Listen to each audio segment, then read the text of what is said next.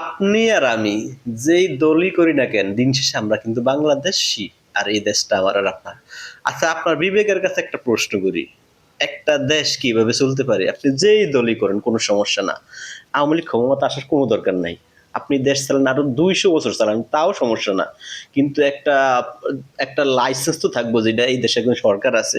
আদৌ কি বাংলাদেশে কোনো সরকার আছে? না ২ জন ইউটিউবারের কথায়, সাংবাদিক ইলিয়াস আর পিনাকি ভট্টাচার্য, এই ২ জনের কথায় কি দেশ চলে? আপনি প্রমাণস্বরূপ দেখেন, ওরা হাদি মরার পরে আগেই ওরা ডিসিশন দিছে, ডিক্লার দিছে যে প্রথম আলোর ডেইলিস্টটা ভাঙবো। সরকার ভাঙ্গার পরে, আগুন লাগার পরে তারপরে সেনাবাহিনী পাঠাইছে।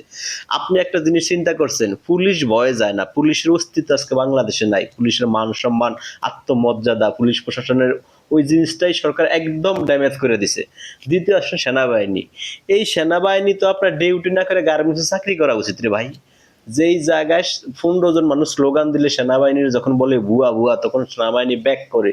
আমার তো এখন সন্দেহ হয় যে সেনাবাহিনী মিশনে গিয়ে কি আজও যুদ্ধ করে নাকি, এখন সন্দেহ হয় না?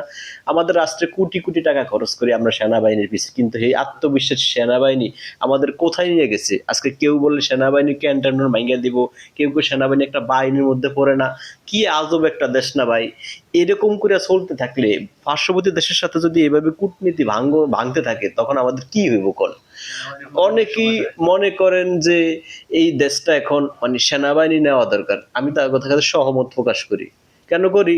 আমার দেশ তো বাঁচতে হইব। আমার সেনাবাহিনী যদি প্রমাণ করে যে তারা আসলে ভালো বা তারা এই দেশপ্রেমিক, তাইলে এই বিপদের মধ্যে তারা দেশে কভার করা উচিত। দেশ তাদের নিয়ন্ত্রণে নেওয়া উচিত। আর না হয় সেনাবাহিনীর প্রতি দেশের মানুষের যে শ্রদ্ধা আর ভালোবাসা ছিল, ওটা চিরতরে হারিয়ে যাব। আমি মনে করি এখনো সময় আছে। ভালো সিদ্ধান্ত নেন, মানুষ আপনার পক্ষে থাকবো।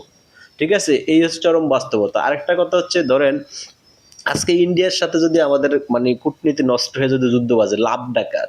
লাভটা কিছু ইউটিউবার, লাভটা পাকিস্তানের, লাভটা চীনের। আমি শেষ হয়ে যাব। একটা জিনিস খেয়াল করেন, এই যে রাশিয়ার সাথে ইউক্রেনের যুদ্ধ, অথচ ইউক্রেনের পশ্চিমা বিশ্ব ন্যাটো থেকে শুরু করে আমেরিকা একচেটিয়া অস্ত্র দিচ্ছে, তারপরও তো তিলে তিলে ধ্বংস হয়েছে ইউক্রেন। আমি বুঝি চায়নার সাথে, চায়না আর পাকিস্তানের ধান্দায় পড়ে আমি ভারতের সাথে যুদ্ধে জড়াবো। আমি কি সর্বশেষ টিকুম? সে একটা পারমাণবিক শক্তির দেশ। আর আমার দেশের কিছু, আজকে দেখছি কিছু জনগণ বলে পারমাণবিক বোমা নাকি আলুর ভর্তা করে খেয়ে নেবো। বোমা কি ভর্তা বানায় খাওয়া যায়? এটা শুধু আবেগ না। বাঙালির দরকার অস্ত্র, কিন্তু বাঙালির মুখে আছে আবেগ। এইটা দিয়ে একটা দেশ চলতে পারে না। যাই কই, দিন শেষে বাংলাদেশ ধ্বংসের শেষ প্রান্তে। ডক্টর ইউনূস বলছিল বাংলাদেশের সিঙ্গাপুর বানাইবো, কিন্তু বাংলাদেশের যে জিডিপি, ওটা উগান্ডার চেয়েও নিকৃষ্ট মানের। এটা পত্র পত্রিকায় দিছে। এখন বাংলাদেশের মানে অবস্থান আর কই গেলে আপনারা সজাগ হইবেন? আপনি কোন দল করেন, আমার কোনো সমস্যা না।